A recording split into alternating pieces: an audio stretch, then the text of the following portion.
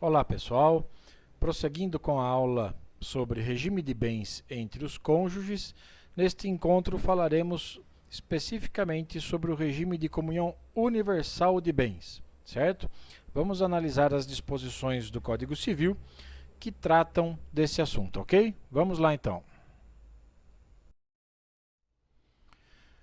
O regime de comunhão universal de bens foi por um longo período considerado pelo nosso ordenamento jurídico o regime supletivo, né? O chamado regime legal. Né? Hoje vocês já sabem que não é mais assim, hoje o regime legal ou supletivo é o regime da comunhão parcial de bens. Né? Como o regime de comunhão universal não é mais o supletivo legal, então ele depende de uma convenção entre os nubentes. Né? E essa convenção, como também já é do conhecimento de vocês, depende de uma celebração expressa, né, realizada através de pacto antinupcial feito por escritura pública, como já dissemos anteriormente. O Código Civil começa a tratar desse regime no artigo 1667, onde está dito o seguinte: o regime de comunhão universal importa a comunicação de todos os bens presentes e futuros dos cônjuges e suas dívidas passivas, com as exceções do artigo seguinte. Então, em termos bem gerais, né, o regime de comunhão universal ele faz cessar a existência de dois patrimônios, do patrimônio de um cônjuge e o patrimônio do outro cônjuge. Né? Ele forma uma universalidade patrimonial entre os cônjuges. Né? Ele junta todos os bens, créditos, dívidas de cada um, né? E faz uma fusão, né? Constituindo um único patrimônio que pertence a ambos. Né? Igualmente, cria-se aí um condomínio. Né? Cada cônjuge tem direito aí a ameação sobre todos os bens que compõem essa universalidade, né? Independentemente desses bens terem sido adquiridos antes ou depois da celebração do casamento, seja a título oneroso, seja a título gratuito. É muito comum se ouvir falar em comunhão total de bens. Né? É uma expressão bastante utilizada. Né? E realmente, porque implica na comunhão total dos bens, inclusive comunhão total de dívidas, né? Como regra geral, certo? Vocês verão que há exceções, né? Maria Berenice Dias diz que há aí um estado de mancomunhão, né? O que significa isso? Propriedade em mão comum, né? Cada um dos cônjuges é titular da propriedade e posse da metade ideal de todo o patrimônio.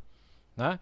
Constitui-se aí um verdadeiro condomínio sobre cada um dos bens, dívidas e encargos. Né?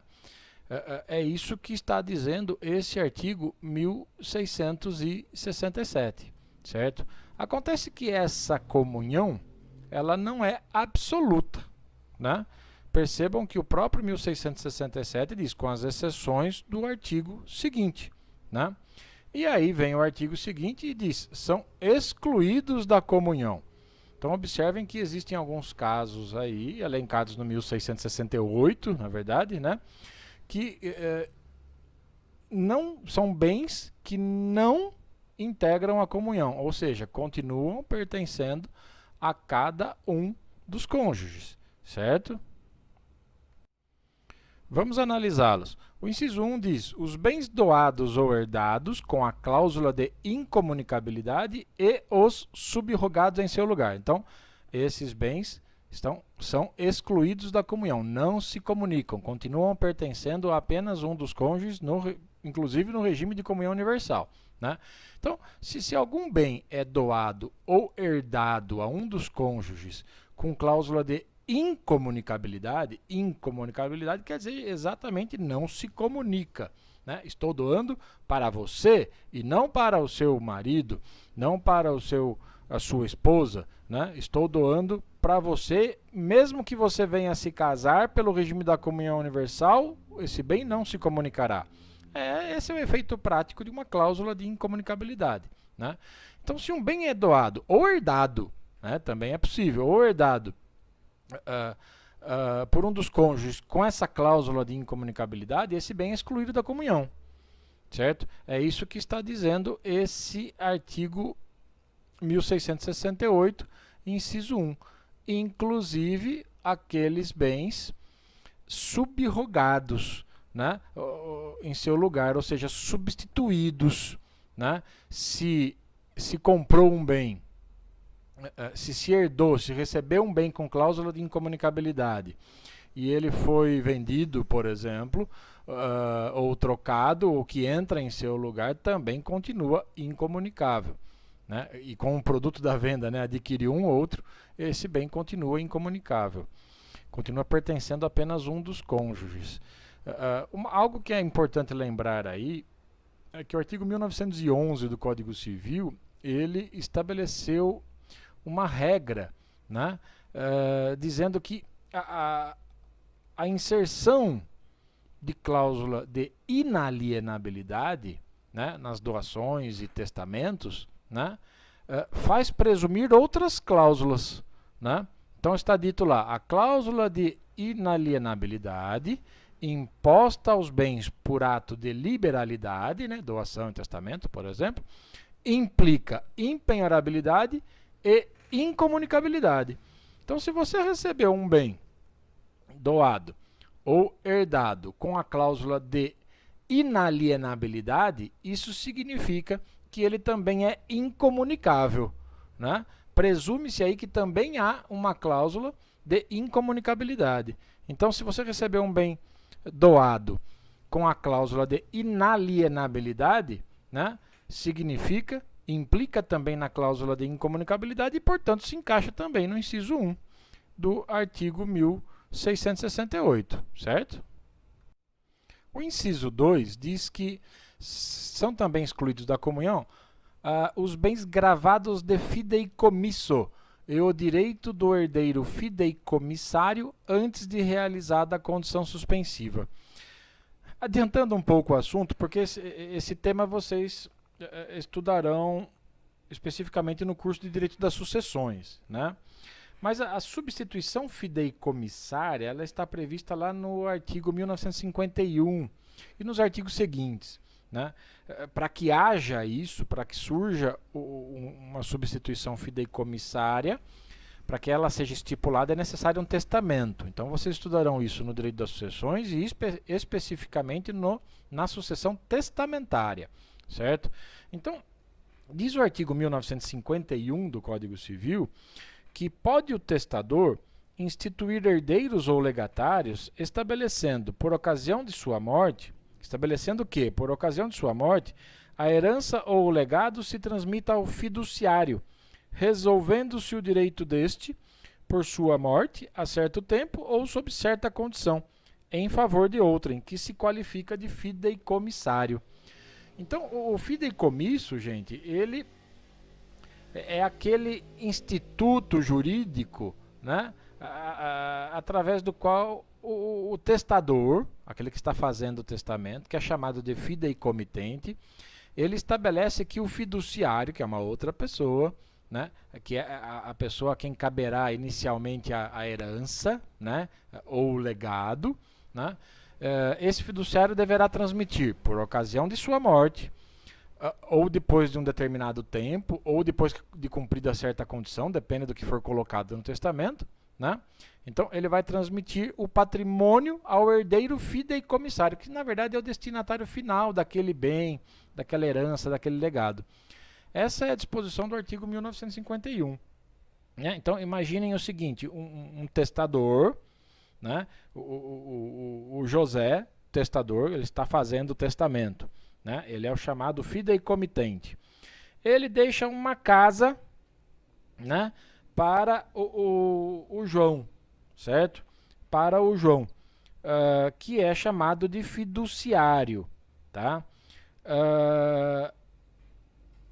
Já estabelece, né, nessa disposição testamentária, né, que quando esse João que está recebendo a casa falecer, ou quando transcorrer determinado tempo, ou quando se concretizar determinada condição, né, esta casa que ele está deixando para o João vai para para uma terceira pessoa, né?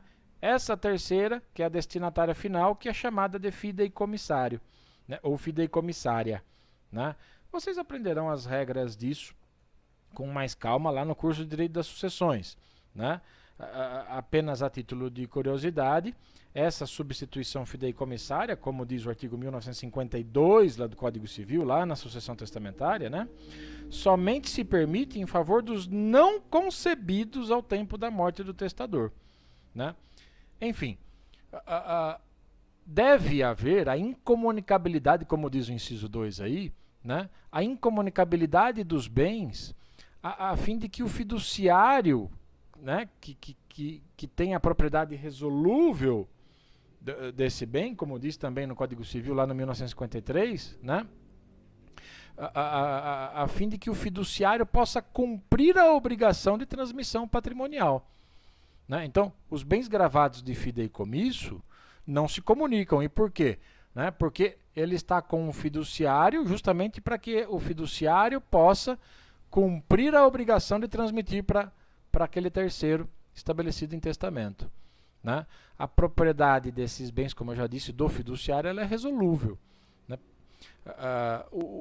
O direito do fideicomissário, como também está no inciso 2, né, não entra para a comunhão, né, enquanto não realizada a condição suspensiva, né, que é condição suspensiva justamente da concretização dessa condição, é que depende a aquisição do domínio. O terceiro fideicomissário, aquele destinatário final, somente irá receber, né, se realizada a condição suspensiva, né, ou o termo, né, enfim, depende do que constou no testamento, né. O bem de A faz um testamento deixando para B, né, e já diz no testamento que quando B falecer, ou quando passar determinado prazo, ou quando ocorrer determinada condição, né, este bem vai para C, certo? Então, o bem gravado de fideicomisso não pode se comunicar mesmo, né? Assim como o herdeiro o direito do herdeiro fideicomissário, né?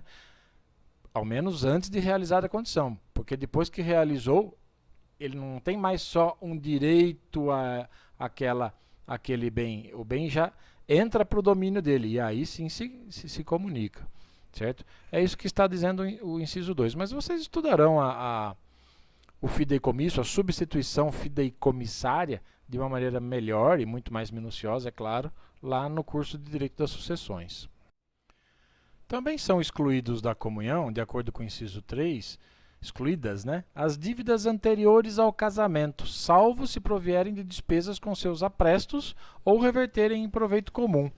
É justificável, né, é razoável excluir da comunhão universal as dívidas que tenham sido contraídas antes da celebração do casamento, né, porque elas não revertem, em regra, em proveito do casal, né? Não se justifica aí que o outro cônjuge seja responsável pelo seu pagamento, né?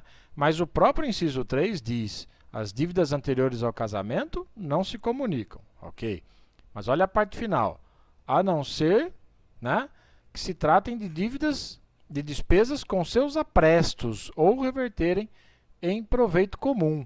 Então, as dívidas, mesmo que anteriores ao casamento, né, elas entrarão para a comunhão, elas irão se comunicar, né, se forem oriundas de despesas com aprestos. Aprestos quer dizer justamente preparação para a realização de alguma coisa, né? Então, as dívidas anteriores ao casamento entrarão para a comunhão, ou seja, serão dos dois cônjuges, né, se essas dívidas forem oriundas de despesas com aprestos do casamento, né?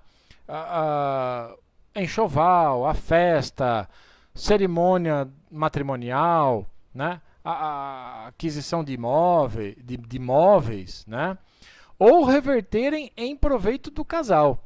Então, se trata de uma dívida anterior ao casamento, mas que reverteu em proveito do casal, também irá se comunicar, também se constituirá em uma dívida de responsabilidade dos dois cônjuges, né? Então, como reverter em proveito do casal? Imagine uma dívida contraída para aquisição do imóvel onde é a residência familiar, né? Então, é uma dívida que reverteu em proveito do casal e por conta disso deve se comunicar, tá? O inciso 4, por sua vez, diz que também são excluídos da comunhão as doações antinupciais feitas por um dos cônjuges ao outro com a cláusula de incomunicabilidade. Gente, a razão de ser de você inserir numa doação a cláusula de incomunicabilidade é justamente proteger o donatário, né? Então, olha, estou doando algo para você com cláusula de incomunicabilidade, ou seja, estou doando para você, mesmo que você se case, mesmo que você vive em união estável, enfim, não, esse bem continuará sendo só seu. Esse é o efeito prático da cláusula de incomunicabilidade. Na verdade, é a proteção do donatário, do que recebe o bem, né? Mesmo que o doador seja o outro cônjuge, né? É isso que está dizendo o inciso 4. Agora, essa disposição do inciso 4, vamos falar a verdade, ela é totalmente desnecessária, né? Até porque ela já está inserida, englobada pelo que está dito lá no inciso 1, que é até mais abrangente. Os bens doados ou herdados com a cláusula de incomunicabilidade. Pronto, né? Naquela frase dita no inciso 1, já está englobada, abarcada essa situação prevista no inciso 4, certo? O inciso 5, finalmente, diz que excluem-se da comunhão os bens referidos nos incisos 5 a 7 do artigo 1659. Né? Essa exceção também se justifica porque se tratam de bens de uso pessoal, né? Os instrumentos da profissão, né? Como aqueles necessários ao exercício da profissão, né? O automóvel de um motorista de Uber, de um taxista, os aparelhos de um dentista, do consultório de um dentista, enfim, né?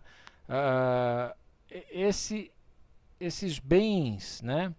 Como dizem alguns autores, eles compõem aquele mínimo existencial da pessoa humana, né? Eles constituem o chamado patrimônio mínimo, né? E eles merecem proteção especial para garantia até da dignidade dos cônjuges, né? Dos seus titulares, certo?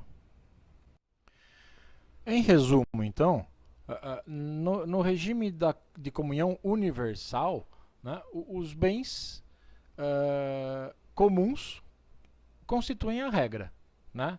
Os bens próprios e particulares são a exceção, certo? O artigo seguinte, o artigo 1669, ele diz que a incomunicabilidade dos bens enumerados no artigo antecedente não se estende aos frutos quando se percebam ou vençam durante o casamento. Então, o artigo 1668, anterior, como vimos, né, ele traz bens que são incomunicáveis, ou seja, continuam pertencendo exclusivamente a um dos cônjuges, certo?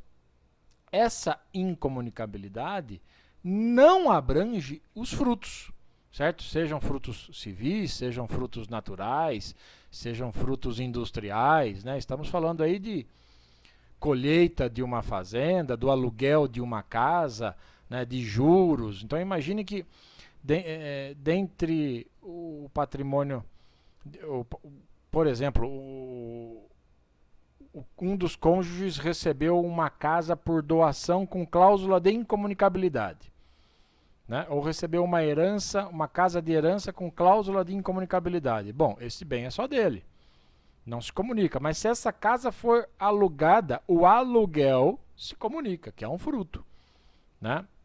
Então, essa incomunicabilidade dos bens descritos no artigo 1668, ela não se estende aos frutos, é isso que está dizendo o 1669, né? Percebidos ou vencidos, evidentemente, na constância do matrimônio, né? Embora, em outras palavras, né? Embora o 1668 apresente os bens não sujeitos à comunhão, repito, haverá comunicação, né, dos frutos percebidos ou vencidos durante o matrimônio, né? Aliás, esses frutos, eles somente poderão ser considerados excluídos da comunhão, né, no caso de os nubentes apontarem isso, né, expressamente no pacto antinupcial. Isso é possível, certo?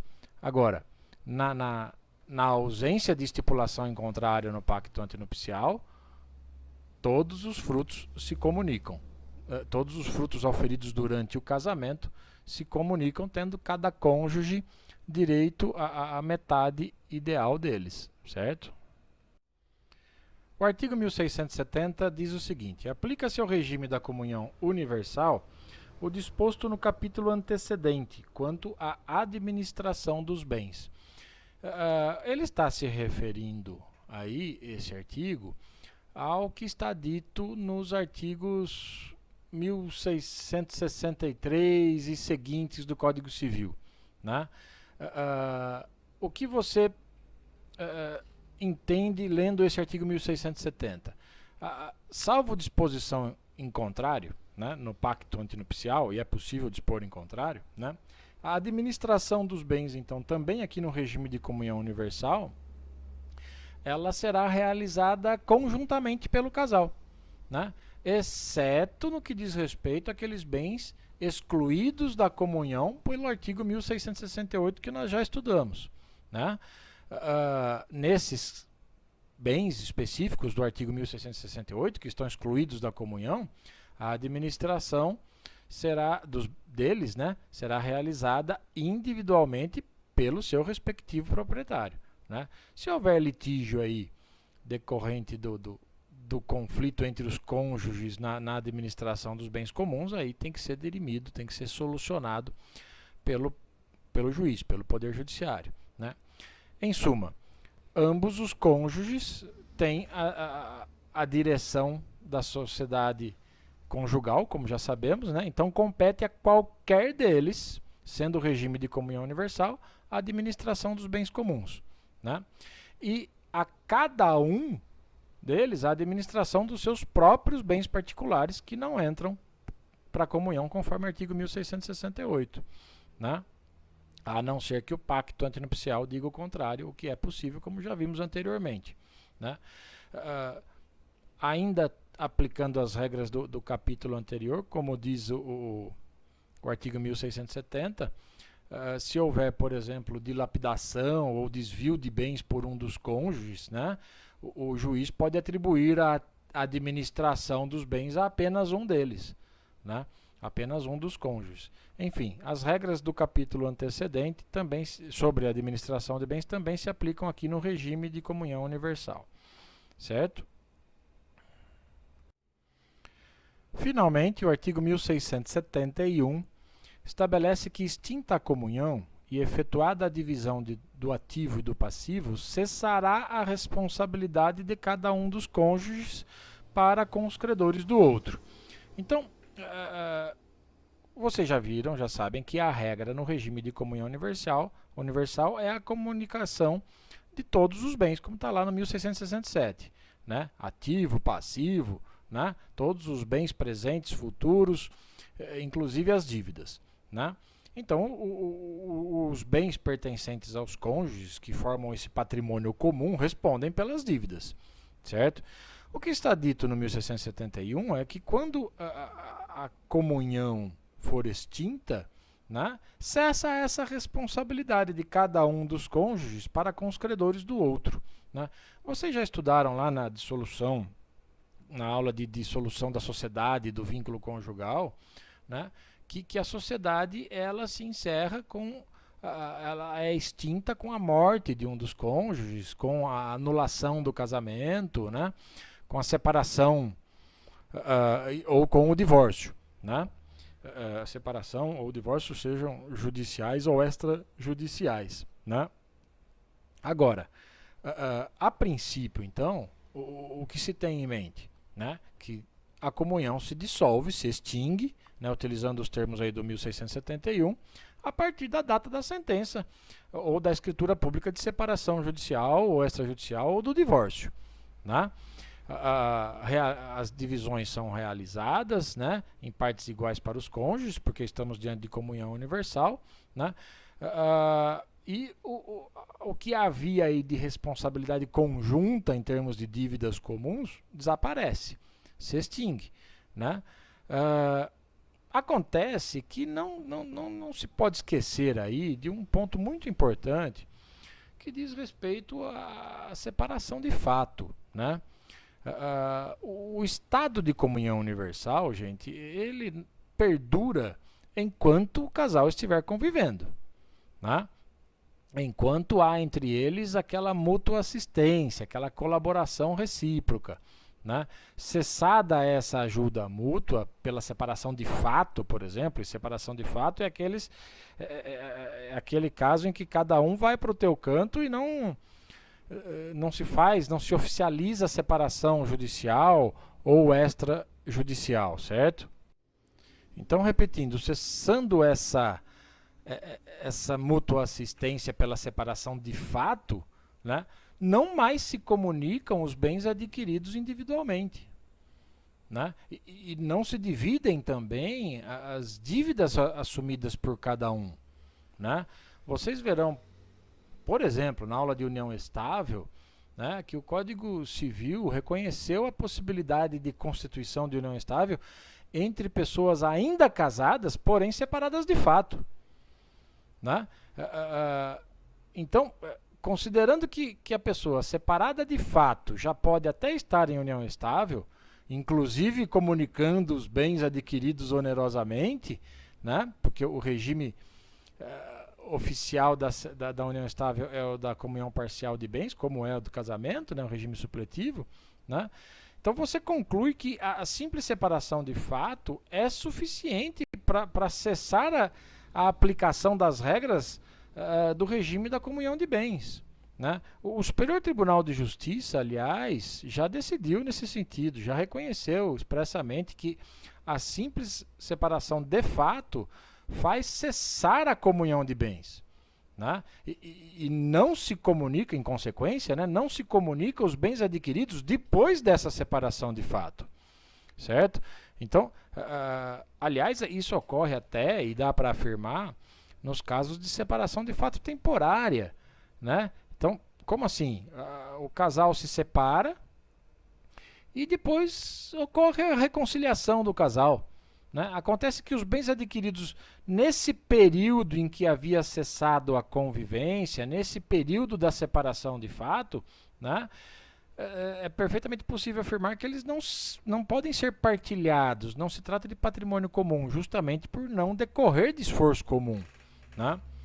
Mas enfim, isso não é totalmente pacífico, mas penso que a tendência é fixar esse entendimento, inclusive até porque já tem decisões do Superior Tribunal de Justiça nesse sentido, certo?